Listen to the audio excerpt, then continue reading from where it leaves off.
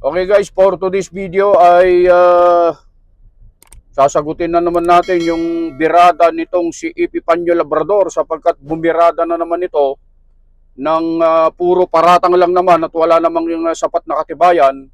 At ito nga, yung latest na video niya na in-upload niya ay pinaparatangan. Pinaparatangan po ang Iglesia ni Cristo, lalong-lalo na po ang pamamahala at si General Bantag, kasama po si Duterte, na sila daw po ang nagsabwatan para ipapatay si Ka-Percy Lapid. Para hindi tayo mahulog sa haka-haka, kuro-kuro o palapalagay, ay panoorin natin ang video ito at pakinggan natin yung kanyang mga pahayag.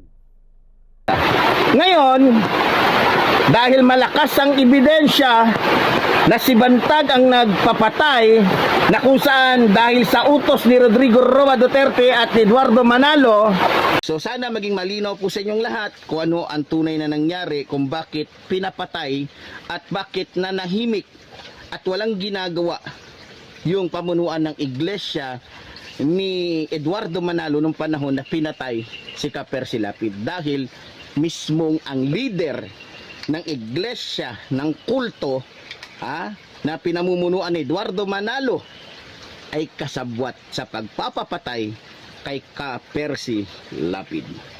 Yon, narinig nyo po yung video na sinabi ni Epifanio Labrador alias dog food at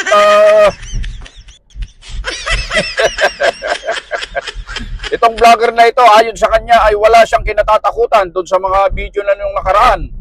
Para malaman nyo at magkaroon naman tayo ng konting break, panoorin natin to. Huwag niyo akong tinatakot. Sa tingin ninyo, matatakot niyo si Epifanio Labrador? At tanging nabubukod tangi lang si Epifanio Labrador na nag-iisang vlogger na hindi natatakot. Pasensya na po kayo kahapon kung hindi po tayo nakapag-vlog. Dahil po sa bumiyahe po kasi kami, no? Bumiyahe po kasi kami kasama po ng aking pamilya. Siyempre ng mga kasama natin, no? So naisip kasi nila na mas maganda kung doon po tayo, dito tayo titira sa kung saan marami po tayong kamag-anak, no? Marami tayong pamilya na pwedeng magbigay proteksyon sa atin o makatulong sa atin. Ayun, yun yung napanood natin na wala daw siyang kinatatakutan, mga kaibigan at mga kababayan. Subalit siya po ay pumunta at nagtago sa kabundukan kasamang kanyang pamilya at hindi natin alam at pinaghahanap ng mga alagad ng batas, ng mga otoridad at masyadong matago yung kanyang kinaroroonan sapagkat hanggang ngayon na hindi pa nila siya nakukuha, pero hindi magtatagal at makukuha din si Epifanio Labrador. Balik tayo dun sa issue, mga kababayan, na pinaparatangan po ang Iglesia ni Cristo na siya ang naging utak at dahilan ng pagkamatay ni Ka-Percy Lapid. Ito pong si Ka-Percy Lapid ay ang isang commentator po sa radyo. Mapapanood nyo po yung kanyang mga programa kahit na wala na po siya ay naka-upload po sa YouTube. Itong sinasabi ni Epifanio Labrador na ito, mga kababayan, ay wala pong ebidensya sapagkat ito yung mga haka-haka lang niya. Kung napapansin ninyo, yung mga pagsasalita niya, yung mga mata niya gumaganon, nag-iisip, naghahanap ng kanyang mga sasabihin. Ibig sabihin, lahat ng sinabi po niya sa video niyang ito na napanood po ninyo ay pawang mga kasinungalingan lamang, mga kwento lamang, at walang kabuluhan. Panoorin natin ang video ito. Itinuro nila si Justice Secretary Jesus Crispin Boying Rimulya bilang utak sa likod ng kontrobersyal na krimen. Ayon sa kanila, sila umano ang ginagamit upang ipatupad ang plano sa ilalim ng direktiba ni Rimulya. Quality of evidence. The evidence starts and ends with Sulweta. From Sulweta to Bantag, wala silang ebidensya. Wala akong nakikita. Walang link. In fact, the NBI has made a statement already. Sabi na, we have no direct evidence. Kay Bantag. Sino ang most guilty dito, mga kaibigan? Okay? Sino ang pinaka-guilty dito? Si Secretary ba? Si SOJ ba? or si General Bantag. Pakikinggan po natin itong napakagandang interview po ni Attorney Sal Panelo, no? Dito natin malalaman, mga kaibigan. Dito natin malalaman yung buong story po, guys.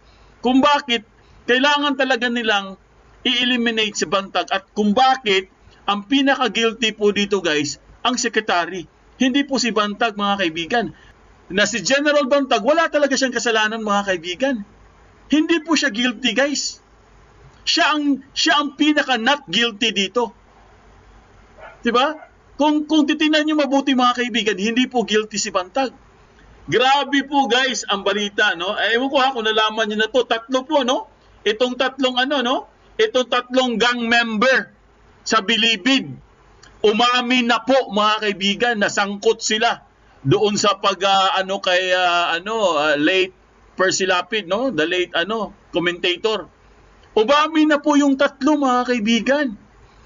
Kasi nag-plead guilty na sila eh. Ibig sabihin, pag nag-plead guilty, umamin na. O inamin na nila yung kasalanan nila. Ngayon, mga kaibigan, ang tanong, so, ibig sabihin, inamin nila, hindi naman nila tinuro si Bantag. Ibig sabihin, si Bantag po, guys, wala pala siyang kasalanan.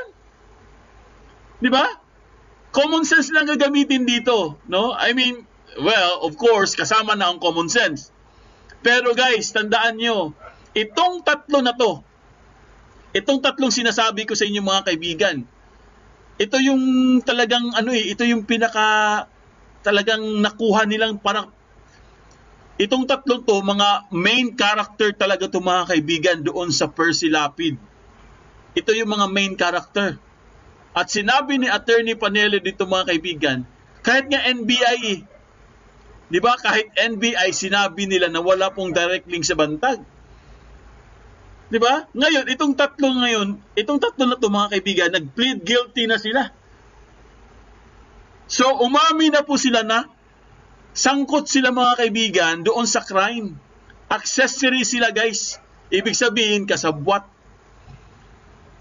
Wala silang sinasabing General Bantag. Wala silang tinuturo na pangalang Bantag. Okay? So doon sa mga nanonood po, huwag kayong ganong nagpapapaniwala sa taong ito sapagkat ayon sa video niya mismo, ang sabi niya, ayon sa aking nakuhang impormasyon, mga ganon ang tirada niya, ibig sabihin po, walang katiyakan at walang sapat na ebidensya yung kanyang pinagsasabi. At napaka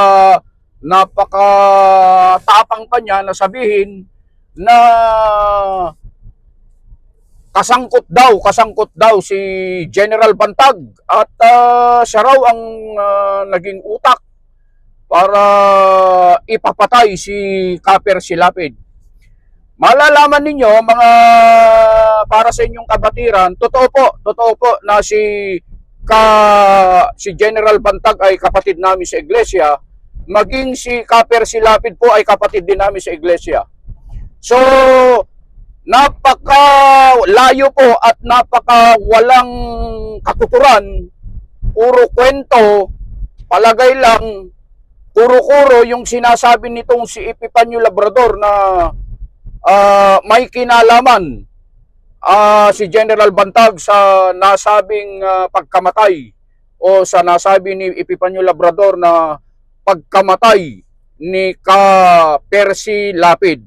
Yan po ay walang katotohanan, wala siyang sapat na ebidensya, wala siyang sapat na maipakitang mga katibayan para patunayan yung kanyang sinasabi. Pero ito, mga kababayan, yung paratang niyang ito ay hindi po palalampasin ng Iglesia ni Cristo ito, at ito ay maaaring idagdag na naman sa kaso niya na maisasampa laban sa kanya.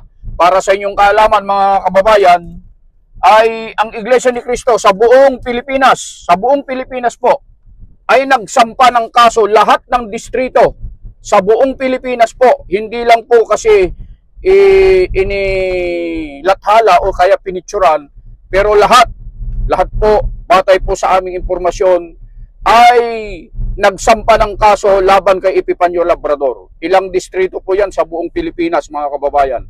So aabangan na lang po natin sapagkat ipauubayan natin sa batas ang tungkol po sa bagay na ito para sila na po mismo ang bahala para po sa kasong ito ni EP Panyo Labrador. So hanggang dito lang muna tayo mga kababayan at patuloy nyo po kaming subaybayan at antabayanan po ninyo yung mga susunod pang vlog na gagawin namin. Ilalathala namin tungkol ito kay EP Panyo Labrador. Binabati ko po lahat ng ating mga subscriber sa Luzon, Visayas, Mindanao at mga kapatid, mga kababayan na nasa iba't ibang panig ng daigdig. Mag-iingat po kayo at magandang gabi, magandang araw, magandang umaga po sa inyong lahat.